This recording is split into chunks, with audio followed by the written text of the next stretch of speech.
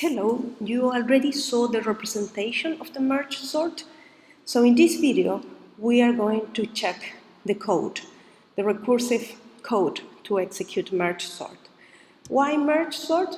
Well, if you watched the last video, you could see that merge sort is one of the best comparison sorts. So it's really important for you to know exactly how it works. So this is the code for merge sort. Let's see the parts first. So in this part, you calculate the length of the array, and then you check whether this is one element array. Because if you remember in the last video, as soon as you get to one element array, you start to go back, merging the lists. So if you get a list of one element, you stop the recursion because you return, and go back and start merging.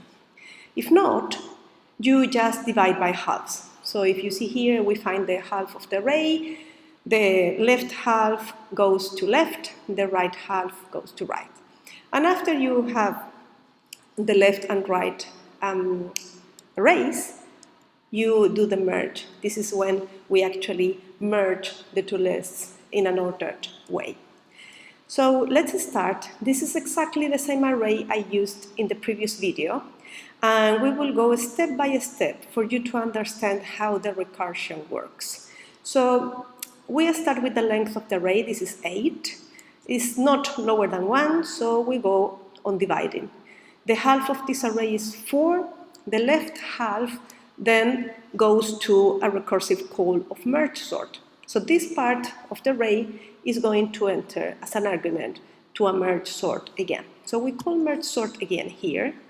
This is our list now, it's the half of the previous one, and we do exactly the same. So this is the length, it's not lower than 1, so we divide by halves again. So we call merge sort again with the left part. So we are going deep on the left part first. So we call merge sort again, because this is not going to, the recursive calls are not going to fit in the screen at this size. I have squeezed everything in the next slide. So in the next slide, you are going to see exactly the same information with the smaller fonts. Okay? So we are going to call merge sort again with this left part of the list. So we call merge sort again with this part of the list. And again, we checked for the size.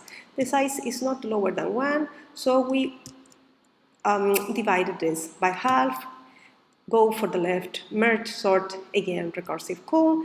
Here we are. Finally, we have reached the final level of the recursion, because now the length of this list is 1, and because it's 1, we are going to return. And what we are going to return? The list made of one element. And where we are going to return it? Well, to the last line of the code where this function was called, which was that.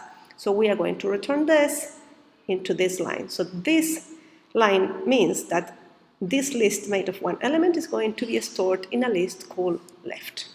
So when we return, this function does not exist anymore, and left is given this list. And now we go to the next line, which is right. So we get to the right part of the list, call merge sort again. Because this is size 1, we are going to return it. Where? Here, and it's going to store it in a variable called right. And now that we have the left and the right lists made of one element each, we go back, and that means that we are going to merge them. So we merge these two in an ordered way. In another video, we will see how merge works, and we are going to return it. Where? Well, to the last line that called merge sort in the previous level of the recursion, which was this. So this list is going to return here as the left part. And because this function has finished, it disappears, and we have left. We go to the next line. This is right, and the right part of the list, and we are going to do exactly the same, dividing this in half and returning the single elements. So we start with this. It's not one element list, so we divide it. So this is left. Left, in this case, is one element, so we return this element, and now we go for right. This is one element, so we return it in the right part. We do the merge, And this merge goes back now to this line, right.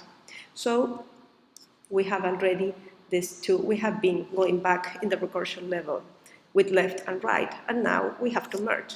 So we merge them in ordered, they are already ordered, so they stay more or less the same, and we go back now to the previous one. So we return this to the line that called this function.